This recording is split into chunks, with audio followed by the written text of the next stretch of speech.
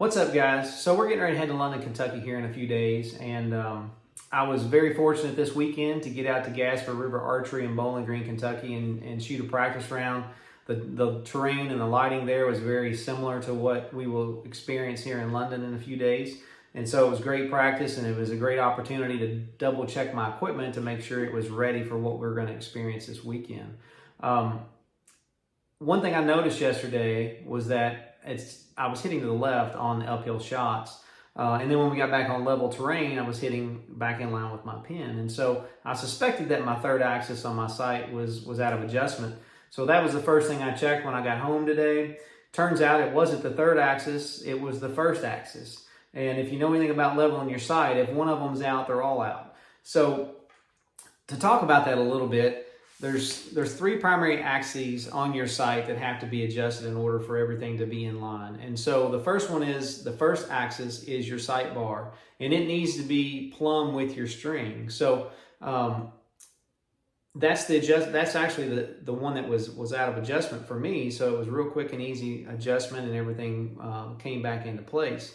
But that first axis is extremely important, because as your sight travels vertically, as you're making yardage or elevation adjustments with your sight, you want it to be traveling in line with the string, not on an angle. So if your sight is traveling up and down the bar on an angle, you're going to see a lot of left and right misses, and unexplained left and right misses.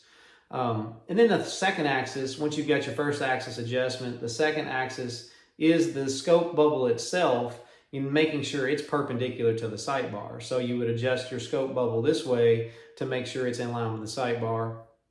And then the third axis is making sure that scope bubble is in plane. As you're shooting uphill and downhill, you want that bubble to be in plane with the bow and the string as you're aiming uphill and downhill. And so you got to adjust all three of them, or none of them are correct.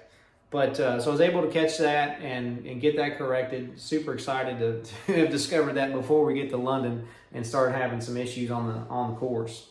The second thing I noticed was my cam timing seemed to be off a little bit yesterday while I was shooting on that unlevel terrain with awkward footing at times. And so, if you're standing on flat ground, a lot of times everything feels just right, but when you start shooting uphill, your draw length gets a little shorter, and you may not be getting into the back wall as much, and that's why your cam timing needs to be as precise as possible, so that you're getting the same amount of pressure no matter what angle you're shooting. And so cam timing was off just enough. It made a small adjustment there. I think it's going to be a lot better come this weekend. So those are just a couple quick things that you want to always double check leading into an event, especially if you're expecting to be shooting on uneven terrain with unlevel footing at times. And so hope that helps.